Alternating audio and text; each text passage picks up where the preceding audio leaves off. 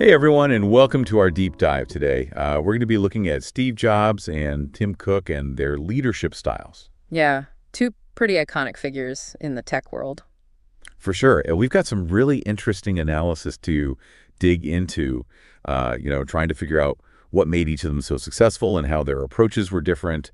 And ultimately, what can we learn from both of them? Yeah, they're often mentioned together, right? Jobs and Cook, but they were so different as leaders. Absolutely. Like the analysis we have here really emphasizes that, Jobs, this fiery, demanding visionary, and then Cook, this like calm, strategic operator. It's like almost hard to believe they led the same company. It just shows that there isn't just one way to be successful, Totally. And when it comes to personality, you really couldn't find two more different people. Right. So let's get into those personalities. The source mentions that Jobs was an ENTJ and Cook was an ISTJ. Yeah. What does all that even mean? And how did that actually play out in how they led?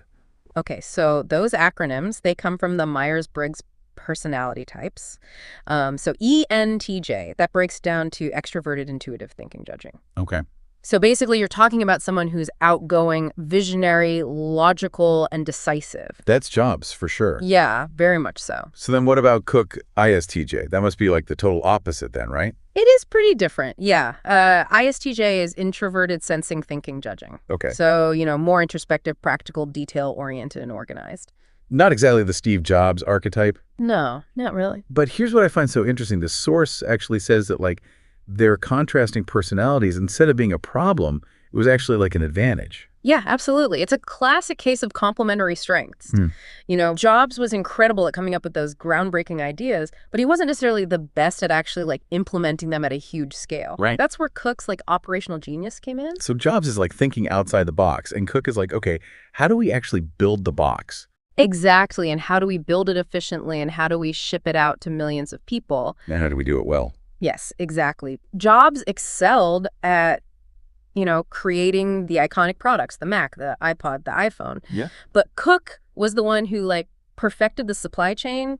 He streamlined manufacturing, made sure Apple could actually deliver these products globally.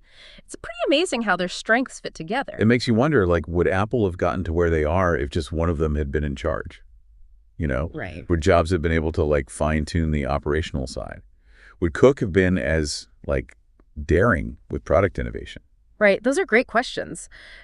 I think what's clear from the analysis is that they both brought something super important to the table.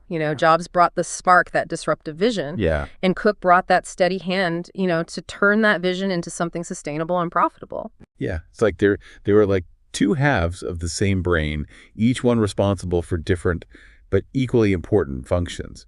I'm already seeing how this dynamic duo approach to leadership could be so valuable even outside of tech. Oh, for sure. I mean, there's a huge lesson here about the importance of diverse perspectives, and recognizing that strength can come from embracing differences. That's so true. Okay, so we've established that their personalities were super different, but that each one brought something vital to Apple's success. Yeah.